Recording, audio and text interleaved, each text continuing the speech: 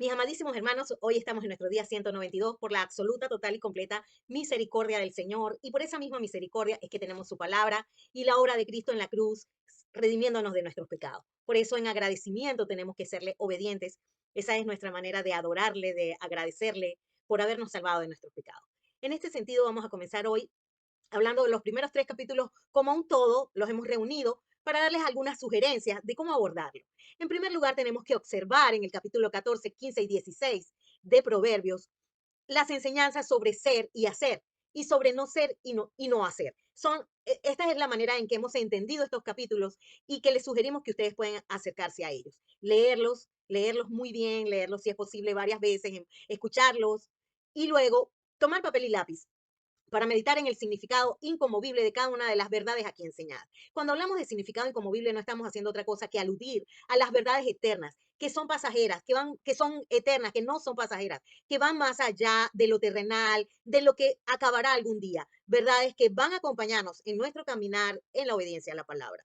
Vamos entonces a tomar nota, vamos a tomar papel y lápiz y vamos a hacer una lista de cada una de estas verdades que el Señor nos está enseñando en este capítulo. Hagamos este ejercicio. Tomemos un verso. Por ejemplo, la mujer sabia edifica su casa, más la necia con sus manos la derriba. Reflexionemos en el significado inconmovible de este versículo. ¿Qué significa en el sentido inconmovible la mujer y cómo ella edifica su casa? Vamos a edificar solamente con la obediencia, con el entendimiento de la palabra de Dios. La casa es una palabra que representa la vida, la familia, que representa también de algún modo la iglesia y la mujer representa también a la iglesia. En ese sentido, siempre nosotros afirmamos que la mujer es figura de la iglesia. El necio es aquel que camina por sendas de muertes, alejado de la vida de Dios. Esto lo podemos revisar mejor en Lucas 6, 46 al 49. Ahora reflexionemos en torno a nuestra propia vida. ¿Soy una mujer sabia? ¿Mi iglesia es una mujer que puede ser reconocida por el Señor como una mujer sabia? ¿Edifica mi iglesia a la familia con la palabra? ¿Edifico yo a mi familia con la palabra? Correcciones necesarias en este caminar con el Señor. No ser necios, no derribar nuestra casa, nuestra familia, nuestra iglesia, leer la palabra, meditar en ella, obedecerla, comérnosla, enseñarle la palabra a nuestros hijos, hablar la palabra en la iglesia, a veces es el lugar donde menos hablamos de la palabra. Ser de edificación y no destruir la obra del Señor. Repitamos este ejercicio entonces con cada uno de los textos y de las verdades que nos está enseñando el Señor en estos tres capítulos. Tomemos entonces este papel, este lápiz y vamos a hacernos una pregunta. ¿Qué es caminar en rectitud? ¿Cuál es su relación con el temor de Dios? Qué relación hay entre la obediencia al Señor y el temor a Jehová? ¿Qué hacen los de caminos pervertidos en relación con el temor de Dios? Versos 26 y 27. Observemos al necio, al sabio, sus características, sus diferencias. Versos 3, 7, 9, 15, 19, 25, 29, 32 y 33. Verso 4. ¿Quiénes son los bueyes en la palabra? Consideremos que hay 89 versículos que los mencionan y hay una revelación, una reveladora interpretación en Primera de Corintios 9, 9 al 10. Veamos la relación entre nuestra fuerza y el verdadero pan del cielo. Verso 5. Los testigos verdaderos y los falsos. La búsqueda de la sabiduría y el entendimiento de la palabra en el verso 6. El prudente en el verso 8. La amargura del alma. ¿Qué dicen los versos 10 al 13 y 13 sobre la amargura del alma? Nuestros caminos y su relación con nuestros pensamientos y los de Dios. Versos 12 y 14. Los pobres y los ricos en el reino de los cielos. Los verdaderos tesoros. Versos 20, 21, 24 y 31. Los pensamientos y su relación con la palabra de Dios en el verso 22. Las vanas palabras y la palabra inconmovible, las palabras movibles y la palabra inconmovible en el verso 24. La paz versus la envidia y los pensamientos de la palabra de Dios en el verso 30. Las naciones y su relación con la obediencia a la palabra de Dios, versos 34 y 35. Repite este ejercicio con los capítulos 15 y 16 y atrévete a compartirlo, edifica la casa del Señor y sé sabio.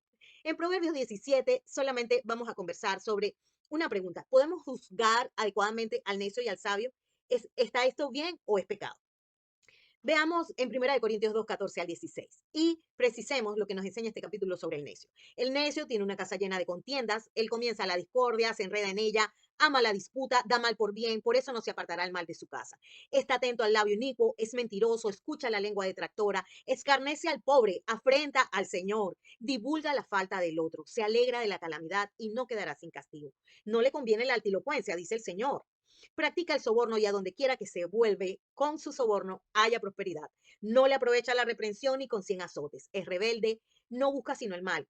Él será un mensajero cruel y el mensajero cruel será enviado contra él. Es fatuo, no tiene entendimiento, presta fianzas y sale por fiador. Es perverso de corazón y nunca hallará el bien. El padre del necio se alegrará, no se alegrará, y porque el necio va a hacer amargura también a su madre.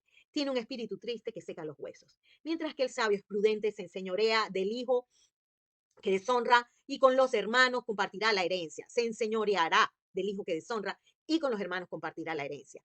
El sabio oye la reprensión, le aprovecha, es entendido en la palabra, él cubre la falta de su amigo, él deja la discordia, no se enreda en ella. Él ama a su amigo y es como un hermano en el tiempo de la angustia. Su corazón alegre le es un buen remedio, tiene sabiduría, honra sus palabras y es de espíritu prudente. Examinemos nuestro andar a la luz de la palabra y seamos sabios, entendidos y no necios. Como dice el verso 15, el que justifica al impío y el que condena al justo, ambos son igualmente abominación a Jehová. Oremos. Padre, Señor, gracias por tu sabiduría eterna, gracias por tu maravillosa palabra, por tu poder para transformarnos, por el poder de la palabra para transformarnos, por la fuerza que tiene para edificarnos. Haz que nos penetren estas palabras, que nos partan el alma, el espíritu, como dices tú, que partan nuestras coyunturas y nuestros tuétanos, que cual espada de dos filos disciernan nuestros pensamientos y las intenciones de nuestro corazón. Te lo pedimos en el nombre de Jesús y te damos gracias. Tu siervo, Mirza Silva de Rivera, Raúl Vicente Rivera Ramírez, tenemos una sola meta, 365 días con la palabra. Solo nos faltan 172 días. Por favor, no desmayes, te lo rogamos. Y te bendecimos en el nombre de Jesús. Bye.